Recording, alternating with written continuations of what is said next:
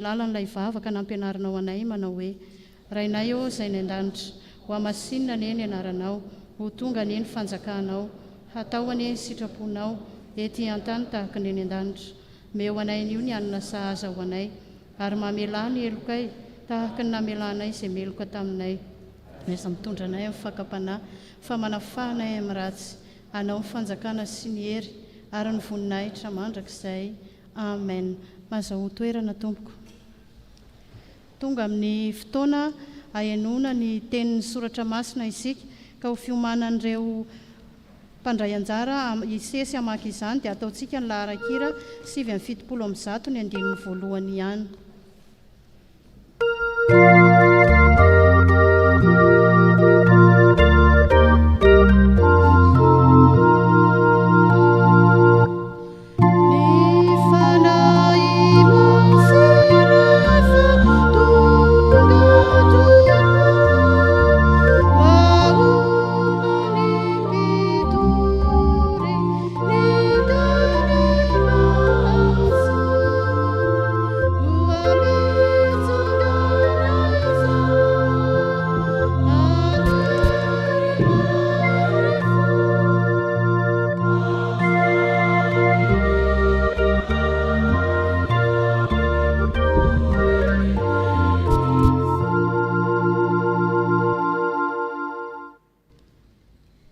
Araka iaino sy hamaky ny teny soratra masina antsika tompoko.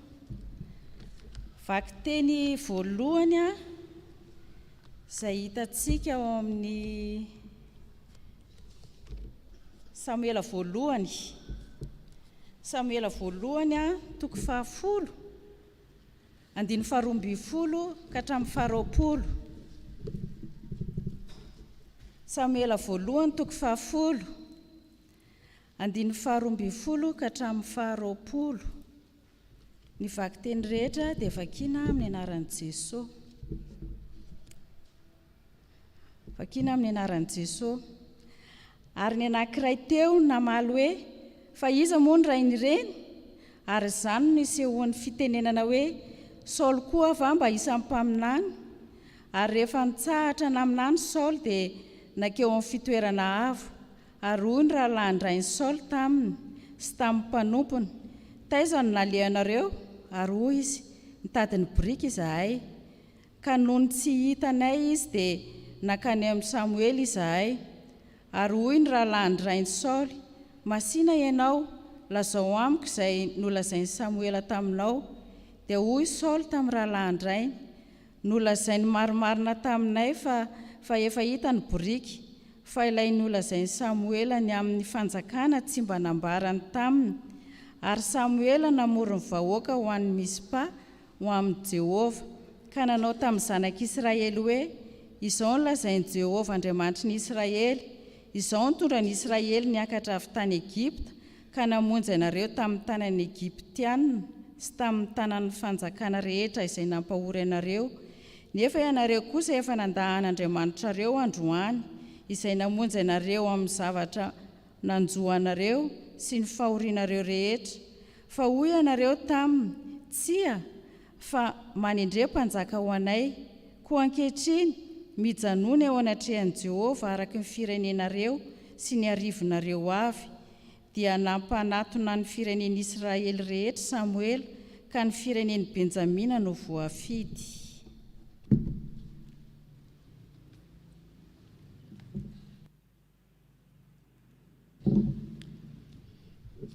Hotohizantsika amin'ny vaky teny, izany dia hitantsika eo amin'ny Ezekiela toko 9:30, atomboka amin'ny andiny 2:20 ka hatramin'ny 30. Ezekiela toko 9:30, andiny 2:20 ka hatramin'ny 30. Rehefa hita dia ho vakiako amin'ny anaran'i Jesosy. Koa ataovy amin'ny taranaky Israely hoe izao ny lazainy Jehovah Tompo, tsy noho ny aminareo no anaovako izany taranaky Israely, fa noho ny anarako masina izay nilotonareo tamin'ny jentilisa izay nalehanareo.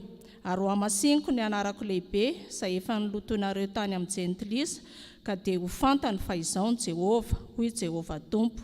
rehefa miseho masina eo imasony aho amin'ny ataoko aminareo. Fa alaiko avy any amin'ny jentilisy ianareo ary angoniko avy any amin'ny tany rehetra ka hoentiko any amin'ny taninareo. Dia ho fafazako rano madio ianareo ka adio ny mba ho afaka amin'ny fahalotonareo rehetra sy ny sampinareo rehetra no hanadiovako anareo. Ary omeko fo vaovao ianareo ary fo vaovao no ataoko ao anatinareo. Ary esoriko aminareo ary esoriko ny nofinareo ny fo vato ka omeko nofo ianareo. Ary ny fanahiko no ataoko ao anatinareo ka tonga anareo andeha araka ny lalàna sy hitandrina ny fitsipika ka hanaraka azy. Aronina any amin'ny tany izay omeko ny razanareo ianareo ka olika ianareo ary izao Andriamanitra reo. Ary hovonjeko ho afaka amin'ny fahalotonareo rehetra ianareo ary atsoko sy ho ataoko vokatra ny vary ary tsy hatateraka mosary intsony ianareo. Ary ataoko vokatra koa ny voankazo sy ny vokatry ny sa mba tsy ho voalatsan'ny dentilisa amin'ny mosary intsony ianareo. Mbola hotoizantsika ny famakiana ny tenin'ny soratra masina. Izany dia ho hitantsika ao amin'ny epistily ho an'ny Hebreo. Hebreo 9 raisitsika amin'ny 1 ka hatsahatra amin'ny 9.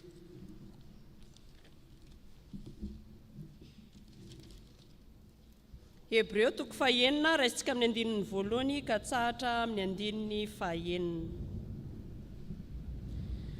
Koa aoka ilazantsika ny abdim-pianarana ny amin'ny Kristy, fa aoka androso ho amin'ny tanteraka isika ka tsy hanao fanorenana indray, dia fibebahana ahafahana amin'ny asa maty sy finoana an'Andriamanitra. Ary fampianarana ny amin'ny fisasana maro sy ny fametrahan-tanana, ary ny fitsanganan'ny maty sy ny fitsarana mandrakizay. Ary izany no ataontsika raha avelan'Andriamanitra. Fa izay efa no azavaina indray mandeha sady efa nanandrana ny fanomezana avy any an-danitra sy efa nandray ny fanahy masina ary efa nanandrana ny teny tsara an'Andriamanitra sy ny herin'ny fiainana ho avy, nefa ny emitra dia tsy azo avaozina indray ho amin'ny fibebahana, satria manombo ny zanak'Andriamanitra indray amin'ny hazo fijaliana ka manao azy ho fahamenarana.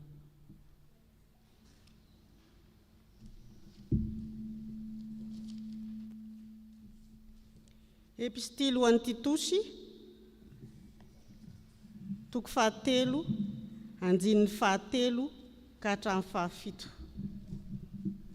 Titosy 7 andinin'ny 7 ka hatramin'ny 7. Fa isika koa dia adala fahiny, tsy nanaiky voafitaka dia andevy ny filana sy ny fahafinaretana maro, ary velona teo amin'ny lolo-po sy ny fialonana, sady hala no ny fankahala. Fa rehefa niseho ny fahamorapan'Andriamanitra mpamonjy atsika sy ny fitiavan'ny olona, dia tsy avy tamin'ny asa amin'ny fahamarinana izay nataontsika, fa araka ny famonram-po kosa no namonjeny atsika tamin'ny fanasany fiterahana indray sy ny fanavaozan'ny fanahy masina, izay nahidiny betsaka tamintsika tamin'ny alalan'i Jesosy Kristy mpamonjy atsika, mba ho hamarinina amin'ny fahasoavana sika ka ho tonga mpandova araka ny fanantenana ny fiainana mandrakizay. Amen. Ray Masina, mana Masina anay amin'ny fahamarinana, ny teninao amin'ny fahamarinana. Amen.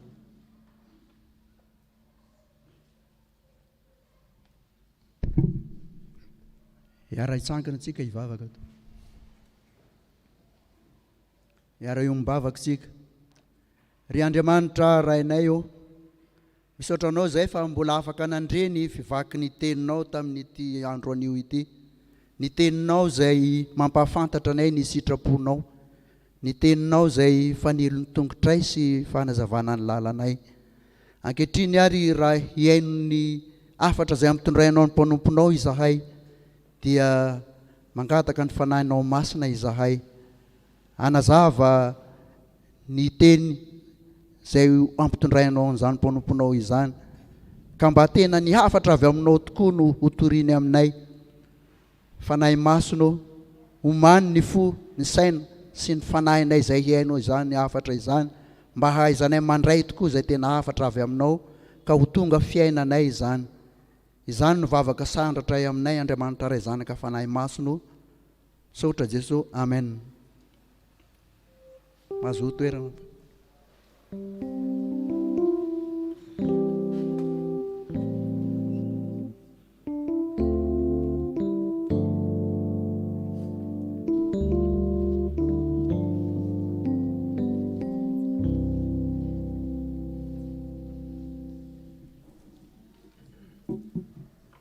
Ry havana malala ho aminareo mandrakarivany ry havana ny fahasoavana sy ny fiadanana avy amin'Andriamanitra Ray sy Jesosy Kristy mpamonjy antsika.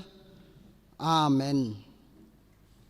Amin'ity andro anio ity isika araka nefa napatsahivina antsika ombenombeny dia mibanjina ny lohahevitra hoe ny fanahy masina sy ny fanavaozana ny mpino. Ary raha mandinika izany soratra masina izany isika ry havana dia misy an'ilay soratra masina malaza hoe ary tsy misy manisy divay vaovao ao anaty sinoditra tonta fa ny sinoditra vaovao no asian'ny olona divay vaovao dia miara-mahatra izy roa. Izany ry havana no ilana ny fanavaozana ny sika mpino, ary ny fanavaozana ny mpino dia asan'ny fanahy masina mahadidioa izany. Ka amin'ity andro anio ity ry havana malala dia iainantsika izany fanavaozan'ny fanahy masina, ny fiangonana, ny mpino izany dia tsy fantatsika tsara fa ny eo ambadika izany dia fitiavan'Andriamanitra antsika ry havana malala.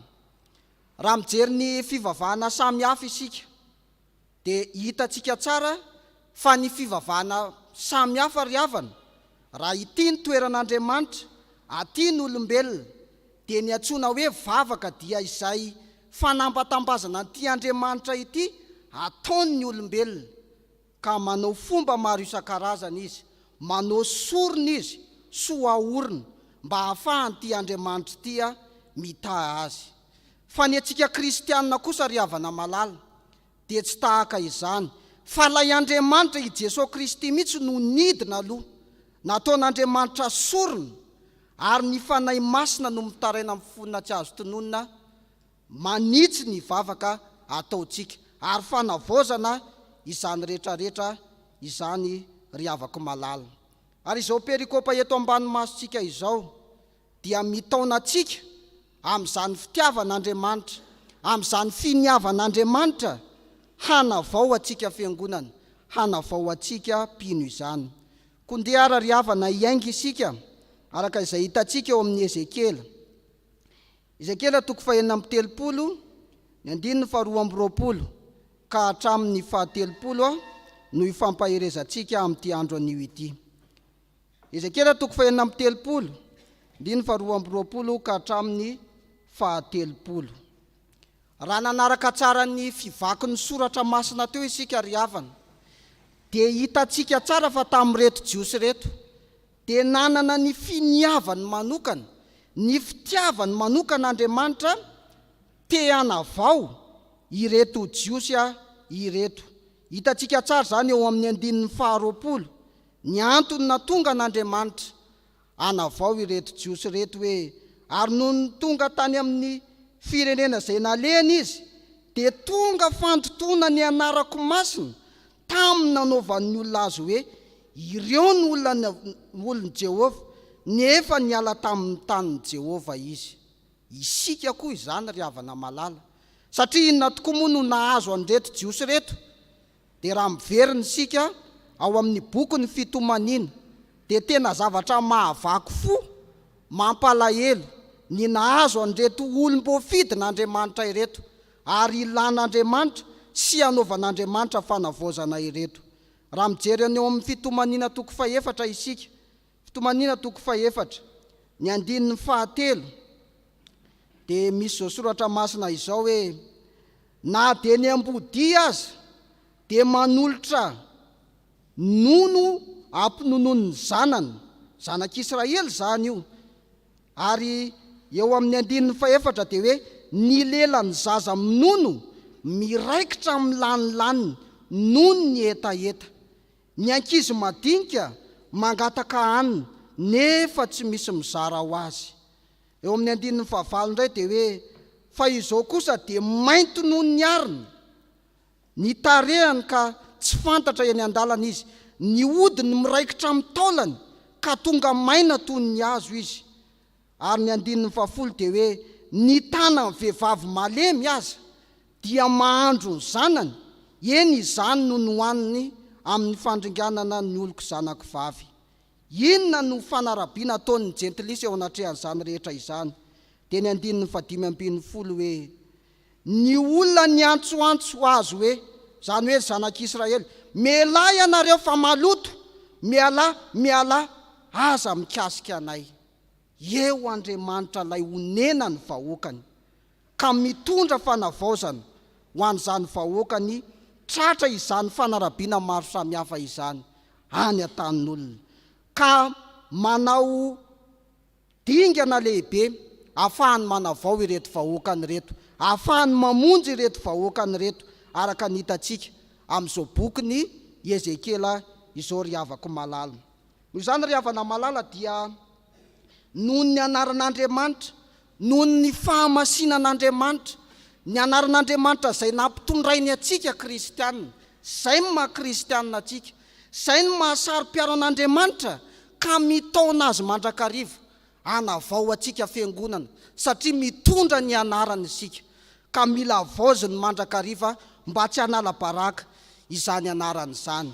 Noho izany ry havana malala, isika fiangonana koa amin'ny maha-fiangonana réformé atsika, amin'ny maha-FJKM atsika, dia fiangonana miavao mandrakariva, ary horaisitsika eto zany dingan'ny fanavaozana ataon'ny Fanahy Masina amintsika fiangonana, amintsika sampana, amintsika fikambanana sy amintsika isam-batan'olona izany. Inona ary ry havan'ireo dingana ataon'ny Fanahy Masina mba hanavaozana atsika ireo?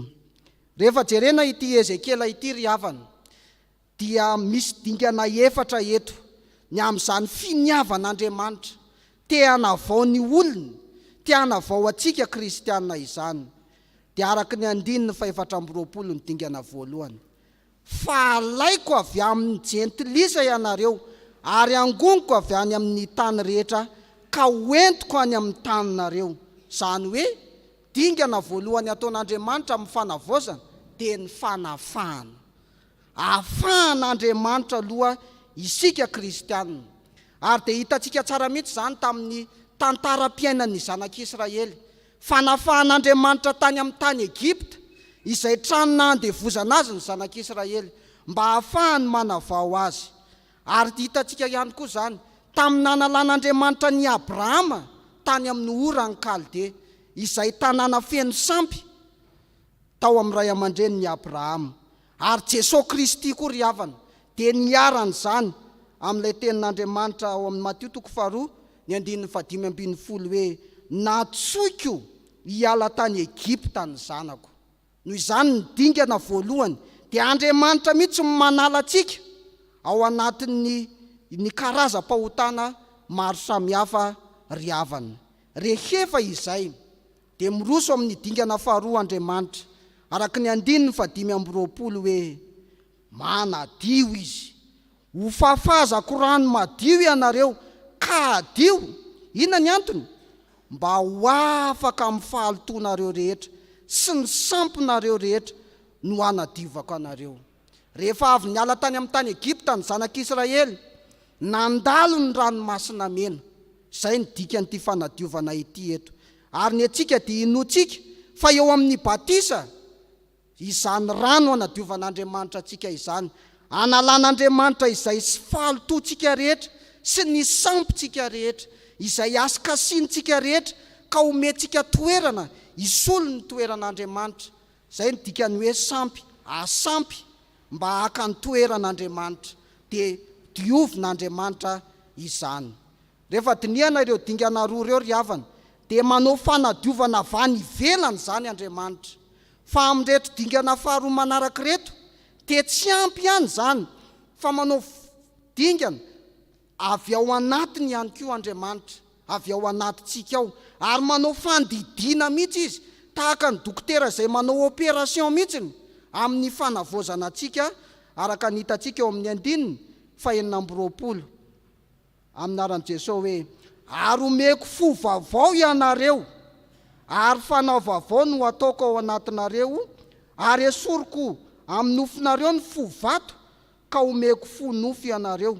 Omeko dia esorina tena manao fandidiana mihitsy Andriamanitra satria zavatra ny anaty zany. Ary le fo vaovao rehefa avy eo no hitoeran'ilay fanahy masin'Andriamanitra izay mpanavao araka ny hitantsika eo amin'ny 7:20.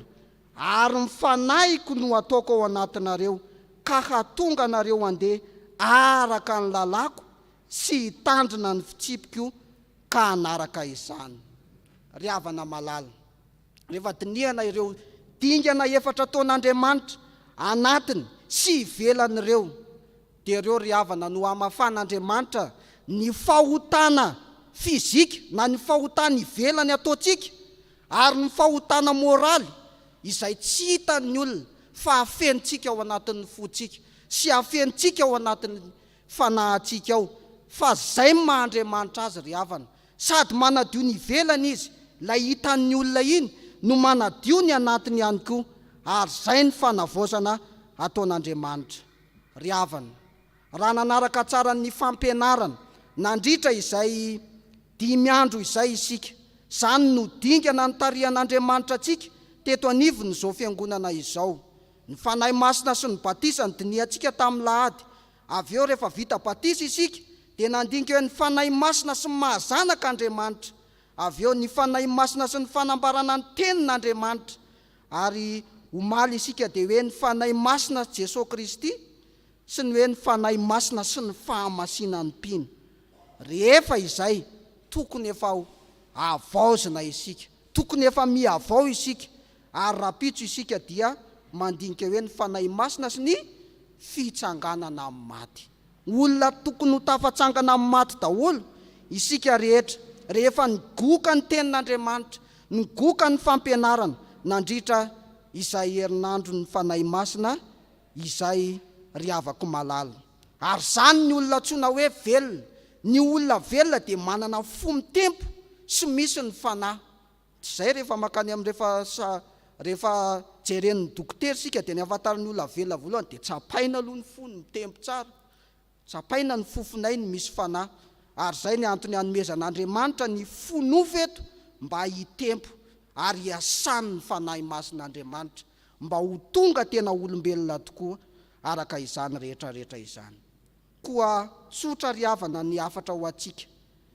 Iainy ny batisanao, iainy ny batisanao izay nanadiovan'Andriamanitra anao. Ary iainy ny mahazanak'Andriamanitra anao amin'ny alalan'ny fahamasinana. Ekeo ny fanahy masina anambarany Jesosy izay tena tenin'Andriamanitra ao anatinao, fa ireo no miantoka ny fanavaozana antsika ry havako malala. Ary tadidio hoe rehefa manavao Andriamanitra dia tsy ivelany fotsiny fa hatrany anatiny ihany koa. Mamaika antsika fiangonana mantsy zao dia avaozina aloha le trano ivelany, le vata-trano, fa isika fiangonan'Andriamanitra le ao anatiny ihany koa dia amboarin'Andriamanitra, avaozin'Andriamanitra amin'ny alalan'ny teniny. Ary izay ry havana ny tena hafa mihitsy ny fitiavan'Andriamanitra atsika, izy ilay dokotera tena mahay mitsabo atsika. Raha maka resaka aretiny tsika ry havana, ny dokotera tena mahay raha misy fery dia le tsy dokotera mamototra le nana fotsiny na le fery fotsiny dia manao pansement, fa miditra mihitsy hoe aiza ny akalany ty fery ty mba tsy hiverenany intsony. Jesosy Kristy koa nefa nanao an'izany. Lay akalan'ny fahotantsika dia ny fahafatesana no efa nivahany Jesosy Kristy. Koa afaka miavao tsara isika ry havako malala. Ary Paoly apôstôly ry havana dia niaina izany fanavaozana izany. Ka raha mandinika isika ny Korinthiana 2:4, ny 9:20 dia vaky vava mihitsy Paoly nanao hoe ary tsy ketraka izahay fa na dia mihelevina aza ny toetra ivelany dia avaozina isan'andro kosa ny toetra ianatiny. Koa mitodika amintsika olona sy diakona, mitodika amintsika mpianakavy ny finoana, na dia mialehibe azy isika, na dia miena aza ny hery, noho ny fanahy masin'Andriamanitra ao anatintsika dia manana hery ahafahana miatrika ny asan'Andriamanitra isika eo anatrehan'izany rehetra izany.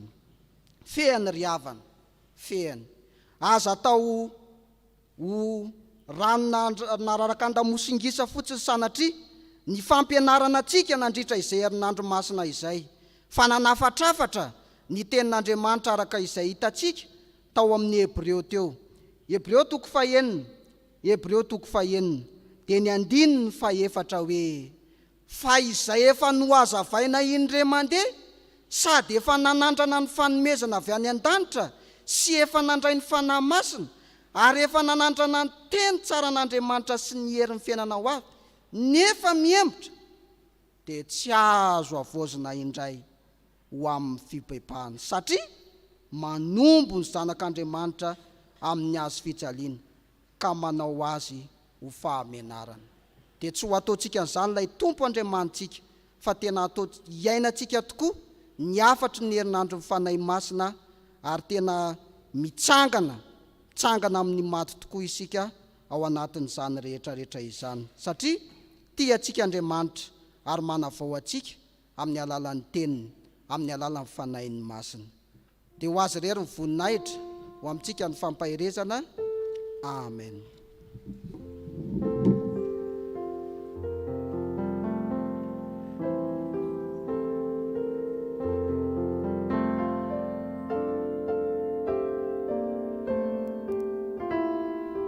Dia hivavaka ry havana, Andriamanitra ray zanaka ry fanahy masina, saotranao izahay noho ny amin'izany teny izany indray izay nampitondrainao amin'ny mpanomponao. Tena finiavanao anay manokana Jesosy ny Andriamanitra ny nanadio anay, manafaka anay, nataonao vaindohan-draharaha teo amin'ny fiainanay, fa na dia minimy osipotaka ary izahay, mandeha any amin'ny lalana tsy tokony izy ary izahay dia ianao ilay fanteny hoe tsy maintsy marina fa mpanota mibebaka, manadio, manavao, manafaka anay amin'izay lotolotonay rehetra. Fitiavanao anay izany Andriamanitra, mifona aminao izahay, mamindra-fo aminay ianao ny amin'izay tsy fahatanteranay rehetra, fa na dia efa natao batisa ary izahay Jesosy dia izahay indray mandeha miosipotaka tahaka ny kisoa ary mandeha miverina amina loha tahaka ny alika indray. Tsy mahatsiaro ilay fanadiovana anay tamin'ny batisa ny amin'ny mpandray fanasan'ny tompo, mihemotra indray nefa izahay tsy mba naman'izay mihemotra fa tokony hiroso hatrany, tokony hiadio mandrakariva, tokony hiavao mandrakariva izay satria ianao Andriamanitra mihitsy no manavao anay. Mampalahelo anao Andriamanitra indraindray ny zavatra ataonay tompo, tsy mendrika eo anatrehanao izahay ny amin'izay zavatra rehetra ataonay. Eny fa na dia olom-boaositra ary izahay indraindray manao ny tsy mety ny amin'ny fiteny, ny amin'ny fitondran-tena, eny fa na dia ny fanaovanay atsirambina ny asanao akory ary izahay izany. Nanolo teny izahay fa tsy noterena hanao ny asanao Andriamanitra, kanefa indraindray dia ataonay atsirambina izany, ataonay ambinambin-javatra, ataonay ambinampiny amin'ny fotoana sisa ny asanao, fa tsy mba manao izany any anatin'ny fanetretena izahay. Tompo, mamindra-fo aminay ianao, mamelany elokay ianao, fa ianao dia efa namafy rano madio anay, ianao efa nanolo ilay fo ratsinay, ilay fonay efa loha, kanefa navaozinao indray izany. Misaotra anao izay Andriamanitra, misaotra anao izay Jesosy Kristy tompo fa fitiavana manokana no nomenao anay. Koa ankehitriny izahay izay nandreny teninao, tsy ho mpiainy mpanadino, tsy fa ho mpiainy mpakatoa, ka tena andray hiaina ny teninao, entinay mamakivaky ny fiainana, indrindra fa entinay ihany koa mitory ny filazantsaranao. Dia misaotra indrindra tompo fa tsy very anjara izahay tamin'ny teny itiranandre izany. Eo koa re mpanomponao marobe izay manaraka izao fanompompivavana izao nandre izany teninao izany dia tena mba ho mpiaino hanaraka sy hiaino ary hiaina mandrakariva ny teninao Andriamanitra, ilay nanadio anay, ilay nanafaka anay ary indrindra ihany koa ilay manome fo vaovao anay. Dia ho anao ny derany azy ary voninahitra ry Andriamanitra ray zanaka ary fanahy masina. Amen.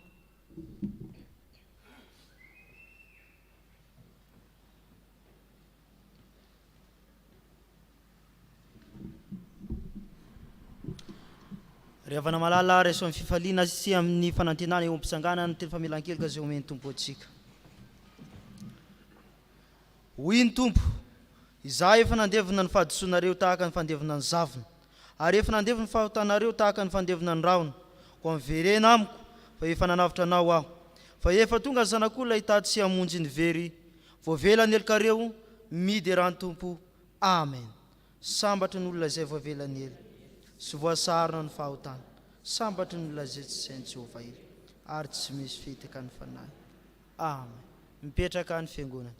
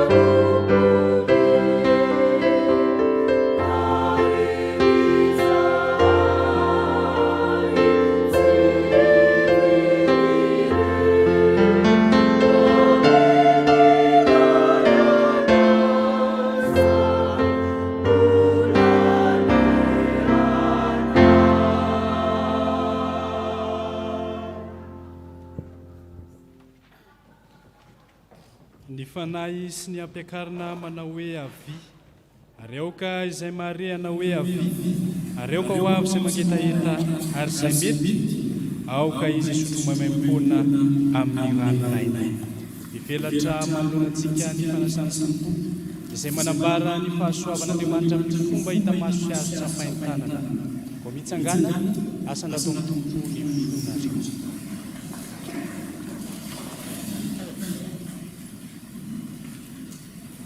Fantatray fa tompony tompo sy mpanjaka ny mpanjaka ianao ry Jesosy Kristy mpamonjy anay. Anao avokoa ny fahefana rehetra ny an-danitra sy aty ambony tany. Midera sy mankalaza ary manome voninahitra ny anaranao isanandro sanandro ireo anjely tsy omby alina, ny mpaminany, ny apôstôly, ny martiora ireo omboavy efa sambatra any amin'ny omboavy alao re ny fonay, mba iombona amin'ny feon'izy ireo misadatra sady ny fanjakana sy ny fivolana hoe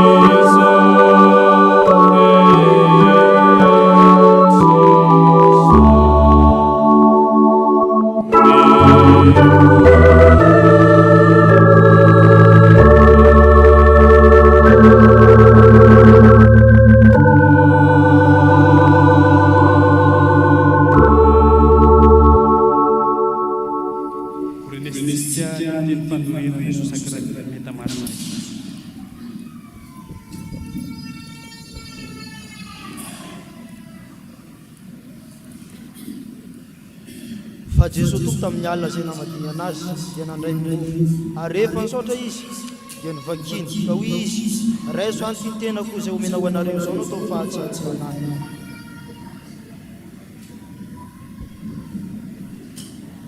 dia arak'izany koa ny kapoaka rehefa ninana dia hoy izy misy tro amin'ity anareo rehetra fa ity no rako dia ny amin'ny fanekena vaovao izay alatsaka ho an'ny rehetra ho famelan-kely kaka izao no ataoko fahatsiarovana na oviana no oviana soso ianareo anao oviana ianareo mihinana itombo fitotony sy misotro ny kapoaka dia manambara ny fahafatesany sy ny mpianareo mandra mpiavo mivavaka isika angataka ny Fanahy Masina ry tompo rainay izay ny an-danitro indreto izay manao eto anatrehanao ny fahatsiarovana ny fahatongavany zanakao olona ny fijaliany sy ny fahafatesany ny fitsanganany avy amin'ny teniny toerany maty ary ny fiakarany tamboninahitra sy ny fifolany mandrakizay ary miandry sy mitalao ny fiverenana izahay komba fianoany voninahitra ao tompo ao ny fanadimpisaorana ataonay tahio tanteraka izao sakramenta masina izao ary mba ekeo endrika ilay fanatitra tokana sy tanteraka izay naterina indray mandeha monja ho anay teo amboniny azo fijaliana tamin'ny alalan'i Jesosy Kristy mpamonjy anay ry tompo rainay izay ny an-danitro aoka hiasa ny fanahinao masina ilay mpanavao anay aoka hiasa ny fanahinao masina ilay mpitarika sy mpampianatra anay aoka hiasa ny fanahinao masina ilay mamindra fo sy manadio anay amasino mofo mba hanambarany tenan'i Jesosy Kristy amasino ny kapoaka mba hanambarany ran'i Jesosy Kristy tomponay hiasa aminay ane ny fanahy masina mba hatsiarovanay ho tafaraibarina tokoa amin'ny tena sy ny ran'i Jesosy Kristy tomponay eto ampandraisana izao mofo sy kapoaka izao fa ny fanahinao masina no aharianao ny fanahinao masina no hamelomanao ny fanahinao masina no hanamasinanao ary ny fanahinao masina no hanomezanao anay ny zavatra rehetra ko mianoanay ry Andriamanitra tsoto no fitiavanao sy ny famindraponao ao amin'i Jesosy Kristy tomponay fa amin'ny anarany ivavahanay toy izany amen.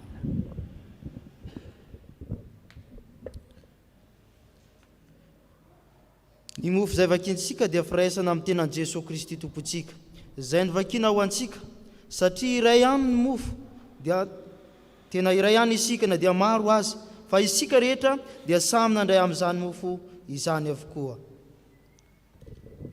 Ny kapoaka ny fisaorana izay isaorantsika dia firaisana amin'ny rano Jesosy Kristy tompontsika ny rano ny fanekena vaovao izay nalatsaka ho antsika. Hoe ny tompo hoe andeha fa efa voatra avokoa izao ny zavatra rehetra afaka mipetraka ny fiangonana ho iraintsika ny hira izay efa voalahatra ao anatin'ny fizarana ny mofo sy ny kapoaka.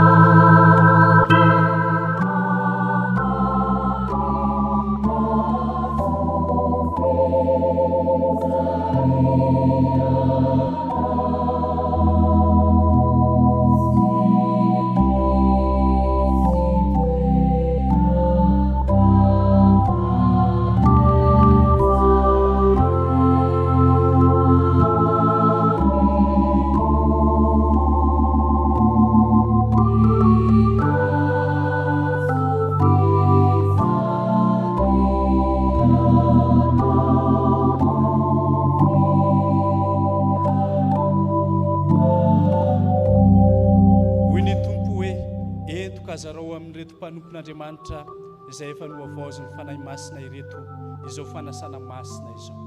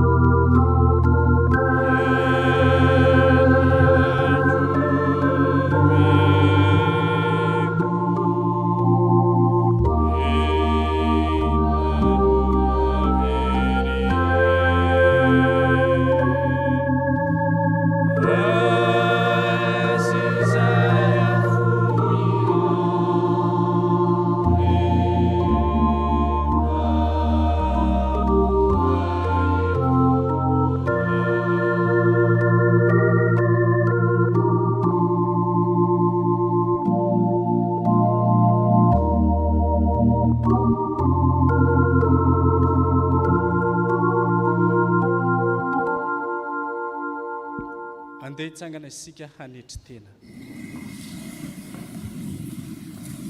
Tompo tsy metsika atao hoe zanakao, tompo tsy metsika nidiranao ambany tafitranoko aho, tompo tsy metsika hitsipina izay sombotsombony latsaka avy amin'ny latapatrao akory aho, kanefa hoy ianao hoe izay manatonay tsy mba ho laviko mihitsy. Amen. Ny mofinaina no atolony, anao manaiky mba olony.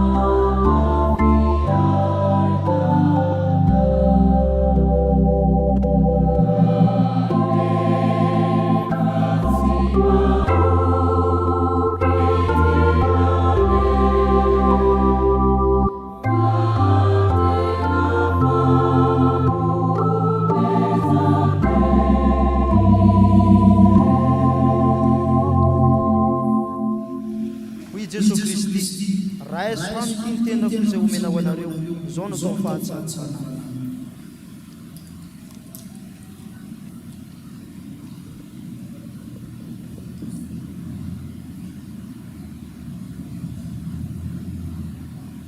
Jesosy tompo nanolotra ny ranomasina mba hoanitra.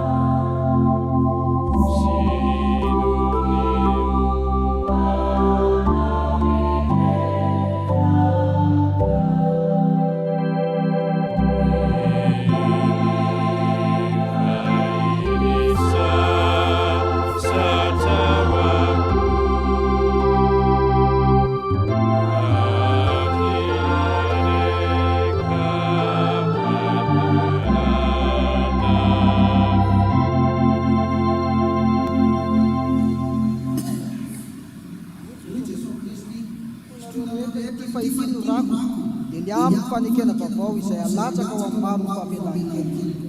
Izao no ataoko fahatserovana na oviana no oviana no misotro ianareo.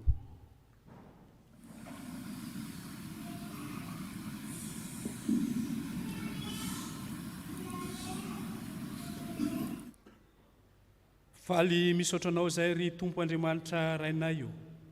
Fanomenao ny any mpanahy avy any an-danitra mitondra fanavaozana ho anay. Misaotra makasitraka anao izay ry Tompo tianay io. Fampirofo ny fitiavanao izany, ary dia fitiavana tsy takatry ny sainay fa fitiavana lalina dia ho famonjena ho anay, ho fanavaozana ny fiainanay.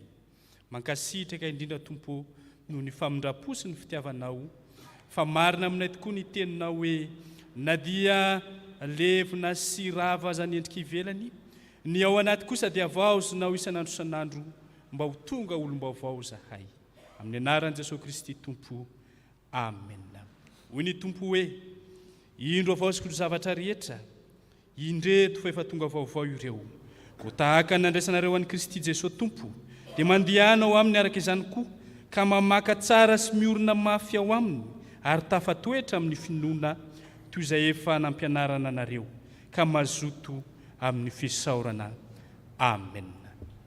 Afaka mipetraka ny fiangonana, anatanteraka ny rakitra sy ny fanangonana ny kapoka isika, ny hira fanampiny larana fahaefatra no ataontsika ao anatin'izany.